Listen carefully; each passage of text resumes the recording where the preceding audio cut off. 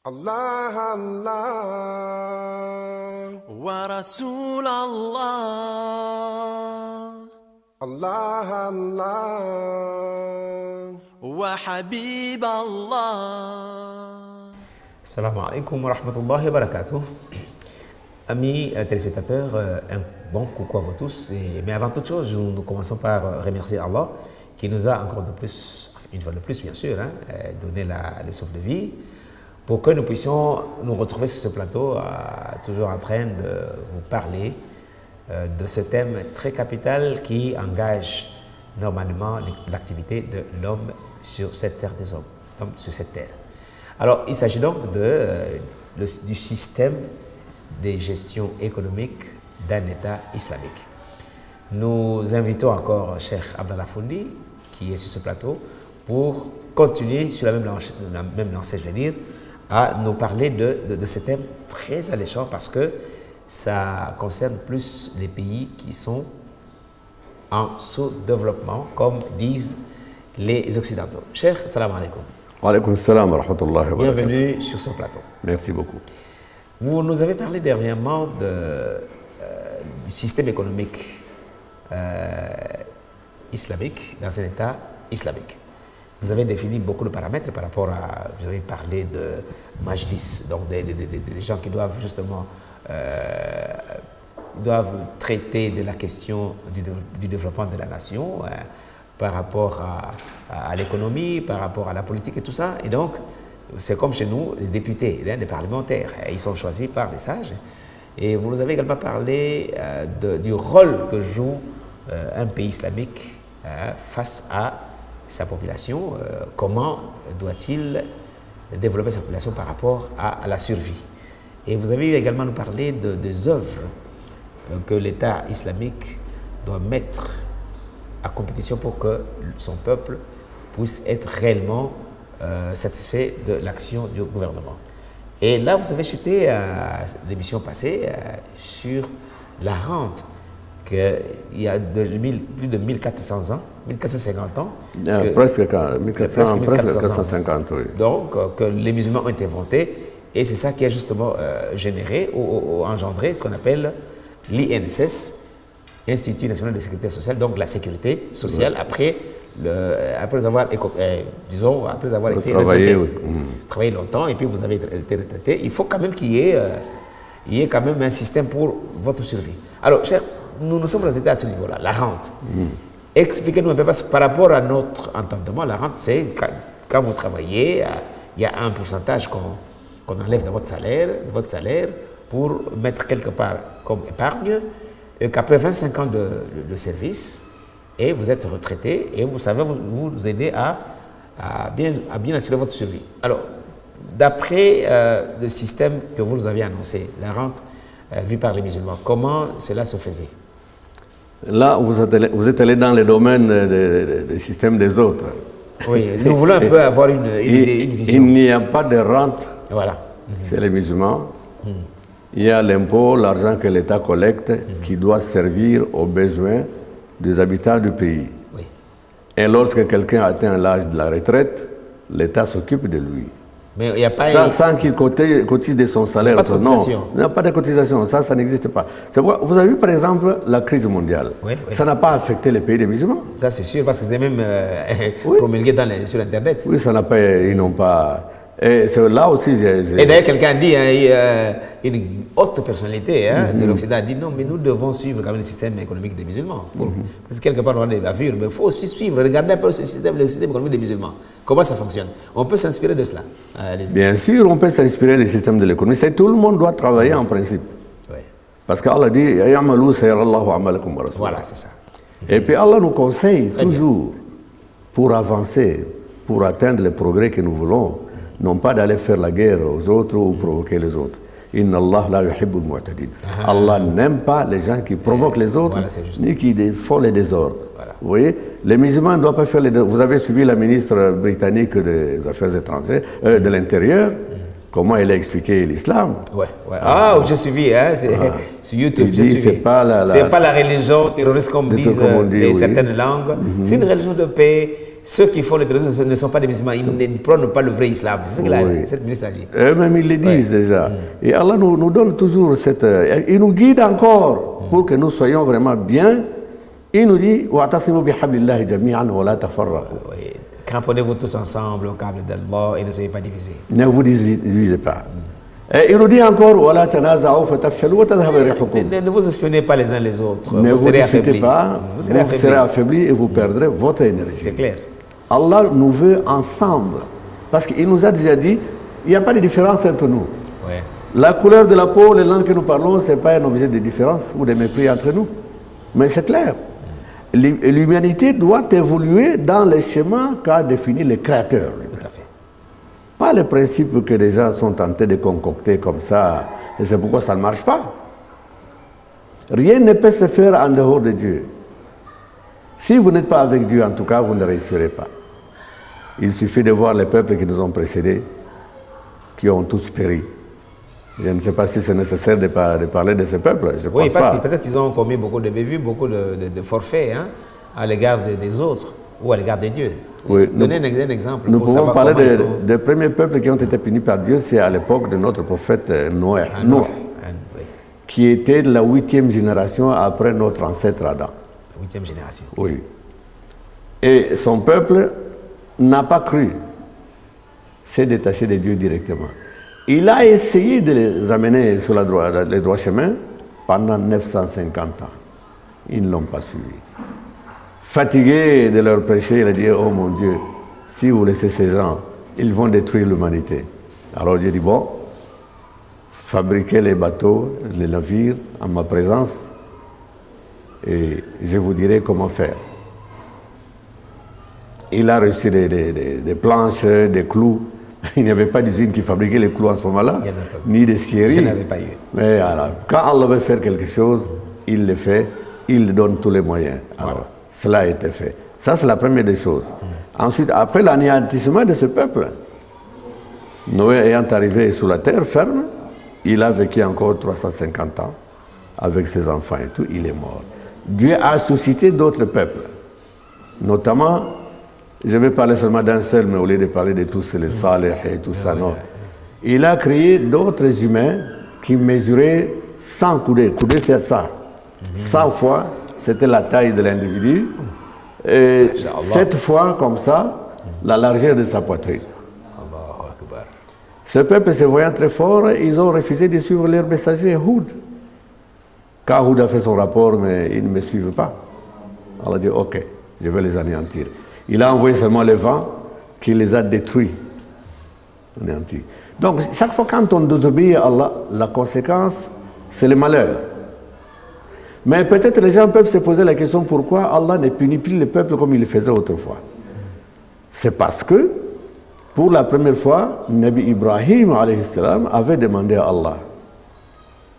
Lorsqu'Allah avait envoyé des gens pour détruire les villages de Sodome et d'Amour, où les gens pratiquaient les relations contre nature, mais Nabi Ibrahim a dit à Allah, mais maintenant s'il y a des croyants parmi eux, vous ferez quoi? Il dit, bon, s'il y a des croyants, je ne vais pas détruire. Rasulullah sallallahu alayhi wa sallam, le messager d'Allah Mohammed, a demandé à Allah aussi de retarder un peu la punition, puisque de toutes les façons, il va juger tout le monde les jours derniers. Et c'est pourquoi vous voyez les hommes aujourd'hui créer des choses qui n'étaient même pas faites autrefois, mais ils les font avec violence, mais Allah ne les punit pas. Excusez-moi. Allah les laisse faire. Parce qu'il y a au préalable une demande d'un messager d'Allah. Pour le laisser en paix. Tu peux continuer pendant que je... Oui. Ça, je pense que c'est tellement important que nous devons nous tous suivre ce modèle. Et c'est un modèle qui doit nous inspirer beaucoup de choses sur le plan de l'humanisme. Hein. Il faut vraiment éviter les péchés parce que les péchés, comme vous savez, c'est vraiment un fléau qui détruit l'humanité. Et surtout là, aujourd'hui dernier, nous aurons des problèmes sérieux chez Dieu parce que lui va rendre compte, nous devons rendre compte de tout ce que nous faisions sur terre. et c'est très dangereux. Là, il est en train de donner vraiment des explications par rapport au comportement des peuples antérieurs à nous et qui se sont méconduits vis-à-vis de la loi de Dieu. Or, la loi de Dieu vient pour s'aimer la paix parmi les humains et chercher aussi la concorde, chercher l'harmonie dans le système politique et dans le système économique. Mais si les gens veulent se prendre pour des plus forts par rapport aux autres qui sont des moins forts, automatiquement, les choses ne marchent pas et donc Dieu va punir à cette époque. Mais alhamdoulilah, maintenant nous sommes un peu sous la miséricorde de Dieu parce qu'il nous laisse faire, mais attention, le jour dernier viendra pour mettre tout à nu. Et faisons attention, ce n'est qu'un exemple qu'il est en train de donner par rapport à ce thème que nous traitons aujourd'hui, dont nous traitons aujourd'hui, je veux dire, et qui s'intitule le système économique dans un État islamique. Cheikh, continuez et nous allons revenir sur vraiment la définition de cette, disons sur l'économie proprement dite des musulmans ou d'un pays islamique. Oui, vous avez dit que par rapport à ce peuple-là, par rapport à ce peuple qui c'est le peuple de Houd, oui, qui a mesuré plus de 100 coudées de long et 7 coudées de large, donc la longueur 100 coudées et la largeur 7 coudées. Donc c'était de grandes personnes ou de grands individus hors pair, hein, et c'était terrible. Est-ce que vous avez un commentaire encore par rapport au peuple de Sodome et Gomorrhe dont vous avez parlé, qui ont désobéi à Dieu en faisant des rapports contre nature? La preuve de ce peuple géant, vous l'avez vu vous-même à la Mecque. Oui, oui. La trace de pied d'Abraham. Est-ce qu'il avait des pieds comme nous ou bien c'était... Voilà. Donc, il doit avoir vraiment des pieds très élancés, très longs. Et la trace est restée sur la pierre sur laquelle il était debout. Donc, je disais que rien ne peut se faire en dehors de notre Créateur. Tout à fait. Si nous voulons avancer dans la vie et progresser rapidement, la seule chose qu'il nous faut, c'est de suivre toutes les règles qu'Allah a mises à notre disposition. Tout à fait. Regardez aujourd'hui, l'humanité est en perdition. Il y a des gens qui se permettent d'agresser les autres, de tuer des millions de gens, de voler leurs biens. Mais ça ne va jamais les avancer. Impossible. Ils ne seront jamais riches, ils vont s'appauvrir davantage parce que Allah a mis tout ce monde sur la terre. Il leur a donné la possibilité de vivre en parfaite harmonie. Eux, ils viennent détruire. Et vous voyez les désordres dans lesquels le monde se trouve aujourd'hui. Vous voyez les massacres des innocents, sans raison valable, les viols et tout ce qu'Allah a interdit, ça s'est fait. Parce que le diable fait aussi son travail. Il le fait à partir des hommes qui sont acquis à sa cause. C'est ça les grands problèmes que nous avons, c'est-à-dire les gens se sont rebellés à Dieu, comme la punition n'arrive pas tout de suite, mais ils font ce qu'ils veulent. Et ça ne peut pas nous avancer. Nous, Congolais, on aurait pu atteindre vraiment les sommets du développement si nous avions été attentifs à ce qu'Allah a dit. Regardez les Chinois, mis sous embargo 50 ans après, tout le monde va chercher l'argent là-bas. Ils se sont développés parce qu'ils avaient un principe d'abord qui interdit les vols, les détournements, les viols et tout ça. Ils se sont conformés à la parole de Dieu en quelque sorte. Malgré qu'on les a insultés, communistes et tout ça. Mais je ne vais pas aller jusqu'à faire des comparaisons entre ces systèmes et les autres systèmes qui ont déjà échoué totalement. Tandis que le système économique islamique est le plus valable. Oui, et les pays qui le pratiquent ne connaissent pas de difficultés d'argent. Ils ne vont jamais commander l'argent ailleurs. Mais ils en donnent aux autres. J'ai vu un exemple en Arabie Saoudite, là où j'ai fait le pèlerinage, j'ai vu à Makka. Il y avait un camion qui distribuait les vivres à la population, arrivé là où je logeais, dans un hôtel là. Au rez-de-chaussée, il y avait une famille là-bas, arabe. Le camion s'arrête là et on fait descendre des sacs de riz, des sacs de lait, tout ça. Mais le propriétaire de la maison est sorti pour dire, mais vous donnez ça à qui ça? On est venu, c'est le gouvernement qui vous donne cadeau. Hein, tout ça. Non, moi j'ai les vivres. Allez donner, il y a une famille qui est pauvre là-bas, allez acheter ça là-bas. Il a refusé de prendre. Et lui-même, il prépare et donne. Voilà. Et donc ça prouve que déjà, à ce niveau-là, la population arabe a atteint un niveau vraiment élevé par rapport à... La population islamique. Oui, correction. Islamique, oui, parce que là, il faut parler d'islamique, parce que là-bas, c'est la charia, c'est l'islam. Exact. Je pense que tout le monde sait que l'Arabie Saoudite, c'est un pays islamique qui a la charia comme constitution du pays. Et donc, comme la loi la loi suprême qui gère cette nation. Oui. Alors, voilà comment ce monsieur a dit non, allez de l'autre côté, là, je vois il n'y a plus de pauvres ailleurs, allez là-bas, allez, montez. Et ils ont repris leur sac de riz et de lait, ils sont allés là-bas. Donc ça prouve que vraiment ce système doit être quand même connu. Si on peut le publier, parce qu'on enfin pas le publier, mais peut-être le vulgariser, parce que c'est très important que les gens puissent suivre. Là-bas, on vous dit par exemple qu'il n'y a pas de riba, il n'y a pas de banque lambert dans les banques islamiques. Non. Alors voilà, mais alors ils ont quel système, ou disons ils ont quel secret qu'ils ont, hein?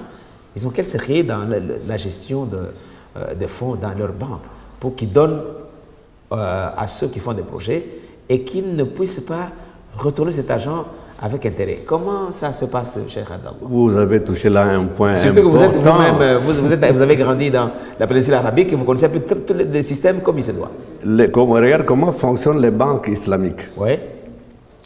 Les banques islamiques ne prennent pas des intérêts. Ils vous confient l'argent pour travailler. À supposer que vous êtes commerçant, vous avez une activité, la banque va vous donner l'argent. Vous allez travailler. Si vous réalisez des bénéfices, vous partagez les bénéfices avec la banque. Si vous n'avez pas réalisé les bénéfices, la banque ne va pas vous réclamer ce qu'ils vous ont donné. Ils vont encore vous donner en plus. Ah bon? Ah oui. Allahu Akbar. Pour améliorer le travail que vous faites. C'est pourquoi les Saoudiens ont essayé de créer une banque en Angleterre. BIC, Banque islamique. Mais les Anglais ont tout fait pour fermer cette banque. Ah, blanchiment d'argent. Oh, les blanchiments d'argent, c'est eux qui les font, ce n'est pas les musulmans. Ils ont tout fait pour obliger cette banque à ne plus fonctionner là-bas. C'est ça le rôle d'une banque, c'est d'aider à développer l'économie du pays. Or, leurs banques, ce sont des banques usurières. Or, Allah a interdit l'usure. J'appelle ça riba. Vous avez bien prononcé les mots. Hein? C'est riba, oui. Intérêt usuraire. Bon, intérêt usuraire, oui. Vous donnez l'argent et puis vous me remboursez avec 30% de tout ça. Vous voyez, beaucoup de gens tombent en faillite à cause de ça. Le riba, Allah, tout ce que Allah interdit est mauvais, il n'est pas bon pour l'homme. Il a dit, Dieu l'a dit lui-même, qu'il détruit ce commerce usuraire, il détruit l'homme qui pratique le riba, il détruit tout, les bénéfices qui en découlent, il maudit, il détruit. Donc on ne peut pas devenir riche avec l'argent usuraire, avec l'argent qu'on a utilisé, qu'on a exploité, qu'on a plutôt pris dans une mauvaise voie. Ça c'est très important. Alors Cheikh, nous allons vraiment parler un peu de l'équité, de la justice distributive, des richesses, on en a parlé quand même. Sur le plan de l'éducation, comment fonctionne l'éducation dans un État islamique? Est-ce que c'est comme chez nous ici, l'éducation c'est clairement aller payer des minervales dans les établissements scolaires pour Dieu merci qu'on a essayé, notre gouvernement a essayé de mettre, disons, de promulguer la gratuité de l'enseignement primaire. Je ne sais pas, secondaire, ça viendra petit à petit. Mais déjà, les écoles primaires, privées bien sûr, là, on est obligé de payer avec un enfant en accès de cours. Comment vous allez faire le parallélisme entre l'État islamique ou, disons, le danger islamique dans le domaine de l'éducation par rapport à notre système éducatif ici? Disons, parlant de l'éducation, d'abord, il faut savoir que l'éducation, c'est la formation de ceux qui vont diriger le pays demain. Tout à fait. Cette formation est exclusivement réservée à l'État. On ne peut pas confier la formation et l'éducation du peuple à des commerçants, comme les écoles privées. Par exemple. L'éducation doit être gratuite parce que l'État qui gère le patrimoine national a suffisamment les moyens pour pouvoir faire fonctionner l'école. Et il est strictement interdit de créer des écoles privées dans des pays islamiques comme ça. Mais nos amis occidentaux, ils essaient de forcer certains pays à créer des écoles, à mettre même des enfants mixtes, filles et garçons. Mais les Anglais viennent de faire une mauvaise expérience. Ils ont dit, toutes les écoles mixtes, le résultat est mauvais. Ils adoptent maintenant le système des écoles islamiques où les filles ont leurs écoles et les hommes dans leurs écoles. Là, le résultat est meilleur. Donc l'éducation, la formation des futurs cadres de demain ne doit pas être l'affaire des commerçants ou des privés. Ça, c'est l'affaire de l'État exclusivement. C'est l'État qui doit gérer toutes les écoles. Hein? Il doit former les gens selon les programmes nationaux bénéfiques au développement du pays, ainsi que la discipline à inculquer à tous ceux qui vont à l'école. Ils doivent savoir d'abord que ce pays est le nôtre, nous avons les droits et les devoirs de les défendre. Comme la Rasulullah sallallahu alayhi wa sallam, Muhammad nous a dit dans le hadith, la défense de la patrie fait partie intégrante De la foi, oui. de la foi. Donc il faut aimer la patrie. Donc il faut être un bon patriote. Voilà, donc c'est ça. L'éducation ne peut pas être laissée à des commerçants ou à des écoles privées. Ça, je n'ai vu ça qu'ici et en Europe. Et puis, puisque l'enseignement doit être gratuit à tous les niveaux, Oui. et pourquoi confier l'éducation des futurs générations de demain à des commerçants? Là, c'est le monde. Parce que les commerçants, lui, il attend seulement les bénéfices, il a les intérêts, tout ça, ce que vous voulez. Exact. Ce qui est Allah décrit, justement. Parce que là, eux ne voient pas l'enseignement, ils voient seulement le commerce, ils voient leur intérêt. Hein. Et donc là, ça ne va pas justement aider le pays à avancer. Absolument pas. Alors, ce système-là, il est bon parce que si l'État doit s'occuper de l'éducation de son peuple, et je pense que parce que il y a une certaine justice que nous appelons distributive qui règne. Mais alors, je pense qu'ils n'ont pas assez de problèmes. Mais chez nous, malheureusement, beaucoup sont des commerçants qui font de telles pratiques. Mais au fait, le gouvernement est un peu passif par rapport à ça. Qu'est-ce que vous pouvez conseiller à notre gouvernement? Parce que nous voyons beaucoup d'écoles, même des écoles privées, maternelles ou quoi, dans une maison délabrée, tout ça, et comme ça, on voit même les professeurs qui ne sont pas, les enseignants qui ne sont pas qualifiés, n'importe qui donne l'enseignement, donne le cours, et puis aux enfants. Mais finalement, on voit que l'éducation est nulle parce que le niveau des élèves, même le niveau de ceux qui sont des universitaires, nos enfants universitaires, qui sont des universités de nos pays, de notre pays, hein, ils ont vraiment un niveau un peu moins appréciable par rapport aux autres sous d'autres cieux. Au fait, c'est quoi cette catastrophe-là? D'abord, je voudrais revenir sur ce que vous avez dit, les écoles privées. Oui. Ceux qui enseignent, la plupart des professeurs, ce sont des professeurs qui sont payés par l'État congolais. Oui. En plus de là où ils travaillent, ils vont chez les privés enseigner aussi. C'est déjà une faute grave. Ces gens devraient être sanctionnés. Oui. Puisque l'État les paye pour assurer la formation, pour assurer la transmission du savoir aux futurs cadres de demain. Mais eux, ils trafiquent, ils vont chez les autres. Vous dites l'État est passif. Non, moi, vraiment, vous m'excuserez parce qu'Allah me demande d'obéir aussi à l'État. Oui, donc je ne vais pas adresser des critiques à l'État. Je sais que gérer un pays, ce n'est pas facile. D'autant plus que tous les membres qui constituent les circuits de gestion du pays, ils obéissent à un autre système qui n'est pas islamique. Ok. Vous voyez? Merci. Je ne veux pas les critiquer, je respecte la foi de tout un chacun, mais il y a des lacunes. Normalement, l'homme doit lui-même se poser des questions, marquer un temps d'arrêt. Mais pourquoi ça n'avance pas? Pourquoi moi je n'avance pas? Pourquoi je suis pauvre du début jusqu'à la fin? J'ai commencé à travailler jusqu'à la fin, malgré que je porte toujours la cravate rouge ou bleue et costume. Et à la fin, je suis pensionné, je n'ai plus rien. Qu'est-ce qui fait que je reste? Est-ce que Dieu a voulu que je sois pauvre? Voilà. Alors, toutes les richesses qu'Allah a mises sur la terre, sur nos pieds, c'est pour qui? Mais c'est pour nous. Contrairement à ceux qui disent heureux les pauvres car les royaumes alors les richesses qu'Allah a mises, c'est pour qui? Voilà, c'est juste. Mais c'est pour nous. C'est-à-dire vous êtes dans un système qui est déjà tordu, qui ne peut pas apporter le bonheur. Alors je ne vais pas aller au-delà de ça. Oui, je pense que vous avez quand même. Je respecte les pouvoirs. Tout à fait. Les musulmans doivent respecter le pouvoir de toutes les façons. Oui. Mais c'est une sagesse que vous avez utilisée pour que les gens comprennent qu'en tout cas, nous devons nous amender, nous devons vraiment remédier à ces systèmes pour que les choses avancent. Donc voilà plutôt la fin de cette émission. Nous allons peut-être continuer encore parce que c'est un thème très complexe. Il faut quand même que nous puissions connaître les tenants et aboutissants de ce thème qui ne cesse de défrayer la chronique. Merci à Cheikh Abdallah qui est venu répondre à cette invitation, à notre invitation donc. Merci à vous, fidèles téléspectateurs, chers frères et sœurs, qui avaient suivi cette émission et donc restez branchés au programme de cette télévision. Inch'Allah, vous ne serez jamais déçus. Assalamu alaikum wa rahmatullahi wa Alaykum barakatuh. assalam wa rahmatullahi ta'ala wa barakatuh. Allah, Allah. ورسول الله Allah, Allah. وحبيب الله